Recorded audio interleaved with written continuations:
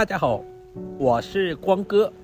豆芽炒韭菜是一道非常典型的家常菜，还是有很多朋友做不好。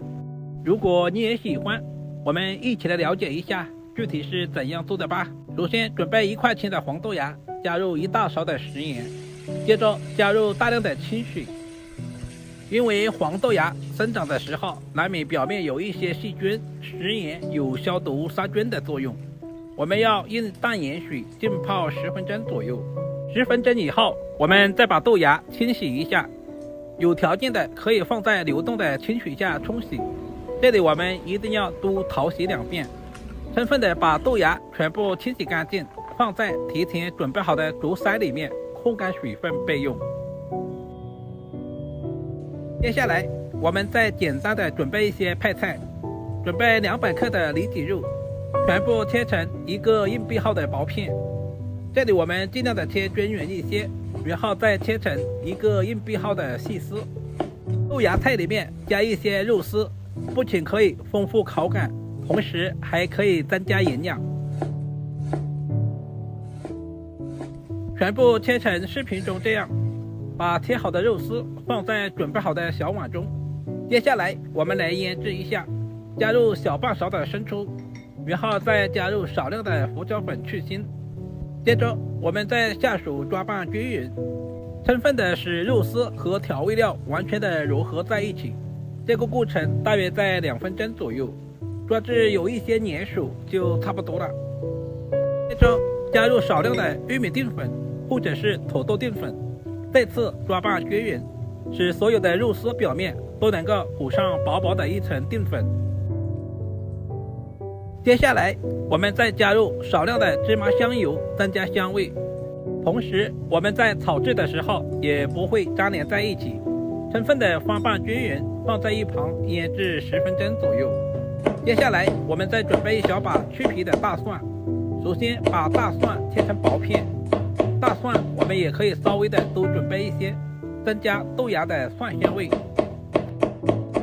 然后再剁成稍微细一点的蒜末，全部切好以后放在提前准备好的小碗中。接着我们再准备1小段大葱，首先把大葱切成小条，然后再切成稍微长一点的葱花，全部切好以后和蒜子放在一起。接下来我们再准备2个美元椒对半切开，然后把里面的辣椒籽和辣椒瓤全部处理干净。如果喜欢吃辣一点的，也可以用干辣椒或者是小米椒来替代。接着我们再切成小段，然后再切成均匀的辣椒丝，全部切好以后放在准备好的盘中备用。接下来我们再准备1小把清洗干净的韭菜，首先把韭菜切成3到4公分左右的小段，全部切好以后和红椒丝放在一起。下面我们开始制作，准备1锅开水，加入大半勺的食盐，然后加入几滴食用油。我们要提前把豆芽来焯下水，因为这种黄豆芽肉质比较硬，如果直接炒的话很难成熟。加入食盐可以给豆芽提前入下底味，食用油可以锁住豆芽的营养不流失，而且不会发黄。我们焯水的时间也不需要太长，大约水开以后在1分钟左右就差不多了，不然的话吃起来不爽脆。控干水分捞出放在一旁备用。接着另起锅，加入少量的食用油，油温烧至2成的时候，我们就把腌制好的肉丝倒在锅中，用筷子充分的把肉丝拍散。我们炒制的时间不需要太长，把肉丝稍微的炒散，炒至变色就差不多了。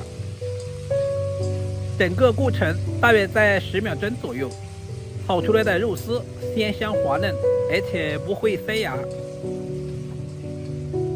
接下来我们再把切好的葱姜蒜放在锅中，再次开小火煸炒，炒出葱姜蒜的香味。